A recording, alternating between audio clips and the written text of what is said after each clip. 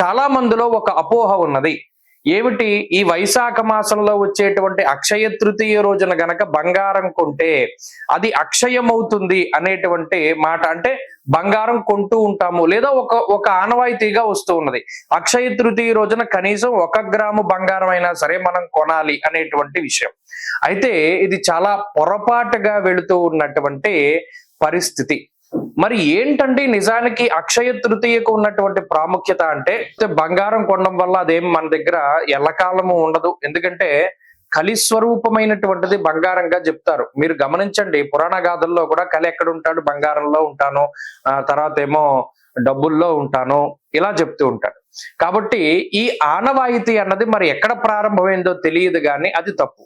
అయితే ఈ రోజున పరశురాముణ్ణి ఆరాధన చెయ్యాలి, విష్ణుమూర్తి యొక్క ఆరాధన చెయ్యాలి, అలాగే సూర్యారాధన చెయ్యాలి. ప్రత్యేకించి ద్రౌపదికి సూర్యుడు అక్షయ పాత్రనిచ్చినటువంటి విధానాన్ని మనం గుర్తుకు తెచ్చుకోవాలి. అలాగే ఈ రోజు చక్కగా వరాహలక్ష్మీ నృసింహస్వామి వారి యొక్క లక్ష్మీ నృసింహ కరావలంబ స్తోత్రాన్ని పారాయణం చెయ్యాలి. ఇవి నిజానికి అక్షయ తృతీయ రోజు చేయవలసినటువంటి పనులు.